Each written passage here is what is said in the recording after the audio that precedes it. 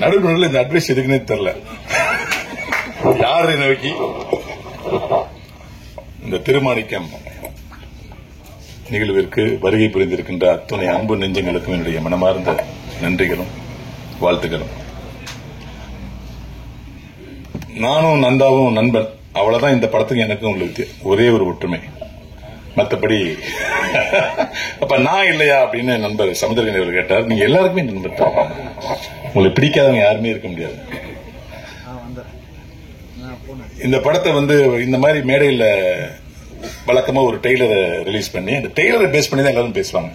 டெய்லரை பார்க்கும் போதே தெரியுது, டெய்லர் முடிக்கும் போதே தெரியுது படம் எந்த அளவுக்கு வரும் அப்படின்னு. ஆனால் நாங்களாம் இந்த படத்தை பார்த்துட்டோம்.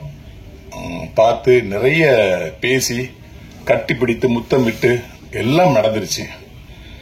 இந்த படம் முத கதையா சொல்லப்பட்ட போது நந்தா பெரியசாமி சொன்ன ஒரு தகவல், லிங்குசாமி அழுத்தான் தெரியுமா உனக்கு? சரி, அப்புறம் போஸ் அழுத்தான் தெரியுமா உனக்கு? என்னடா லிங்குசாமி எழுது போஸ் எழுதுலாம் சகஜம் தான். ஏன்னா அவங்க எல்லாம் ஆனந்த படத்துல கூட்டு குடும்பம் வாழ்ந்து சின்ன சின்ன விஷயங்களுக்கெல்லாம் தன்னுடைய அன்பை பரிமாறிய குடும்பம், அதெல்லாம் சாதாரணம். அமீர் அழுதுடா தெரியுமா உனக்கு? அமீர் மனுஷன் தானே, அழுவார் இல்லையா? அமீர் கல்லைய கரைச்ச தெரியுமா உனக்கு? ஏன்னா டெம்ட் ஏத்திட்டே இருக்கானே, நீ பார்க்க வரியா இல்லையா? எனக்கு லிங்குசாமி அவர்கள் எழுதுதோ தோசை எழுதுதோ எனக்கு பெரிய டெம்டா படல. அமீர் எழுதுட்டாரா? அமீர் எழுது பார்த்ததே இல்லையே, அந்த அளவு கரைச்சானான்னு சொல்லி பார்த்தேன். உண்மையில் அமீர் மட்டுமல்ல, அழக்கூடாது ஈகோ இருக்கிற அத்தனை பேரும் அழுவார்கள் இந்த படத்தை பார்த்து. அதுல எந்த ஒரு சந்தேகமும் இல்ல. அமீர் சார், உங்களுடைய கண்ணீர் நேர்மைக்கு மட்டுமே வந்திருக்கிறது. பல இடங்களில் அது கண்ணீர் வராமல் இருந்ததுக்கு காரணம், நேர்மையற்ற மனிதர்களை பார்க்கும்போது எப்படி கண்ணீர் வரும்? ஒரு நேர்மையான மனிதனை, தன்னுடைய நண்பனை ஒரு நேர்மையான திரையில் பார்க்கும்போது அந்த கண்ணீர் வருவது இயல்பு.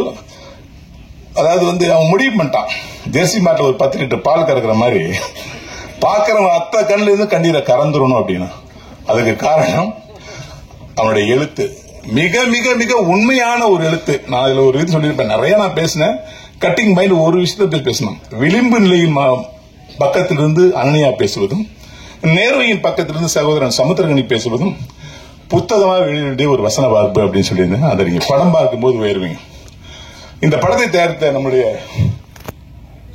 GPRK சினிமாஸ்க்கு இந்த படம் எப்படின்னா, ஒரு புது வசந்த படம் எடுக்கும்போது சூப்பர் குட் பிலிம்ஸ்ங்கிற ஒரு கம்பெனி தரமான படத்தை எடுக்கும் அப்படிங்கிற ஒரு பிள்ளையார் சொல்லி போட்டு, ஒரு குஷி படம் எடுக்கும்போது ஒரு எக்ஸ்ட்ராடனரி ஒரு ஹிட் படம் எடுத்திருக்காங்க அப்படின்னு ஒரு சூர்யா மூவிஸ்க்கு ஒரு படமா இருந்துச்சு.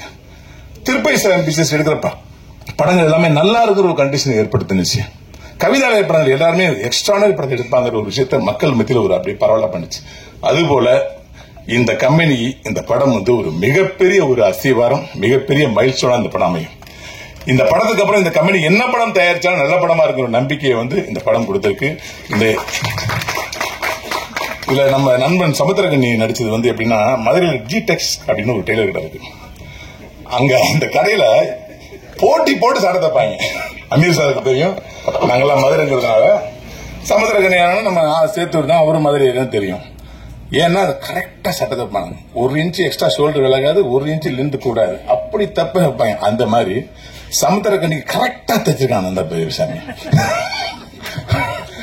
ஏற்கனவே சமுத்திரகனி மிக அருமையான அட்வைஸ் பண்ற ஒரு ஆளு. அவர் அட்வைஸா பண்ணுவார் அப்படின்னு சொன்னீங்கல்ல, இந்த படத்தை அவருக்கு எதுவுமே பண்ணல. ஆனால் படம் பார்க்கிற ஒவ்வொருத்தரும் இந்த படத்தை பார்த்து பக்கத்து நண்பர்கள் அட்வைஸ் பண்ணுவீங்க. அந்த ஒரு நிலைமையை இந்த படம் நமக்கு ஏற்படுத்திருக்கு. இதுல பாரதி சாரும் நாசர் சாரும் லிமிடெட் சீன்ஸ்ல அன்லிமிட்டெட் எமோஷனல் கூட்டியிருக்காங்க நான் சொன்னேன்.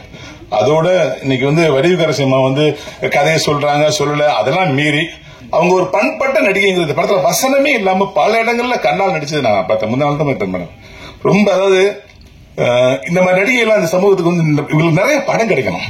அப்படியே ஜம்பாய் போறோம், புது புது ஆளுங்க வரும்போது பழைய எல்லாம் மறந்து ஓடுறோம். இந்த மாதிரி நடிகைகளை தேர்ந்தெடுத்து உண்மையான நடிப்பு என்னங்கிறது இந்த படத்துல பார்த்தா வடிவரசமா பண்ணிருப்பாங்க ஒரு கேரக்டர் ஆசாபி மேடம்.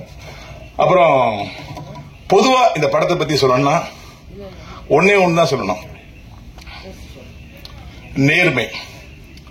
நேர்மைதான் வெற்றியின் ரகசியம் என்ன கவிப்பேரரசு வைரமுத்து ஒரே வரையில் எழுதினது. 2 மணி நேரம் நேர்மையா உழைத்திருக்க அத்தனை டீமுக்கும் என்னுடைய மனமார்ந்த நன்றியும் வாழ்த்துக்களையும் தெரிவிச்சுக்கிறேன். இங்க நந்தா பெரியசாமியுடைய மகளும் மகனும் காத்திருக்காங்க. நம்ம அப்பா எடுத்த படம் எப்படி இருக்குங்க, அந்த குடும்பத்திலேயே நான் பேசிட்டேன். கிட்டத்தட்ட 30 வருட தியாகம் 30 வருட தொடர் ஓட்டத்துல 4 பேர் தொடர்ந்து ஓடிட்டே இருப்பாங்க. ஒரு ஆள் போய் அந்த ஸ்டெம்பை கொடுப்பான், இன்னொரு ஆள் வாங்கிட்டு போவாங்க, இன்னொரு ஆள் வாங்கிட்டு 4வது ஆள் போய் கரெக்டா பாஸ் ஆகி போவானாதான் அங்க வந்து கோல்டு மெடல் கிடைக்கும். இந்த 4 பேருமாகவே மாறி மாறி ஓடியும் தான் நந்தா பெரியசாமி. இன்னைக்கு இந்த படம் மிக சிறந்த படமாயிருச்சு. நண்பன் ஜெயிக்கணுங்கிறதுக்காக வந்து இயக்குனர் லிங்குசாமி அவர்கள் வந்து தோல் கொடுத்து நிக்கிறதுக்கு எனக்கு பெருமையா இருக்கு. ஏன்னா இந்த படத்தை வந்து பல தேட்டர்ல போடணும், இந்த படம் மிஸ் ஆயிடக்கூடாதுன்னு சொல்லிட்டு மிக முக்கியமான இயக்குனர்லாம் தன்னுடைய நட்பால் அழைச்சி போட்டு காமிச்சு இந்த படத்தை பத்தி சொல்லுங்க, இந்த மாதிரி நல்ல படம் வரணும் அப்படின்னு தன் நண்பனுக்காக தோல் கொடுத்த லிங்குசாமி அவர்களுக்கு மனமார்ந்த நன்றி. இந்த படத்தை நேர்மையின் பதிவா உங்களால் கண்டிப்பா பண்ண முடியும். நீங்கள் தூக்கத்தில் எழுதினால் கூட இந்த படத்தை உங்களால் தவறாக எழுதவே முடியாத ஆணித்தரமான நம்பிக்கையில உங்களிடம் விடைபெறுகிறேன். நன்றி, வணக்கம்.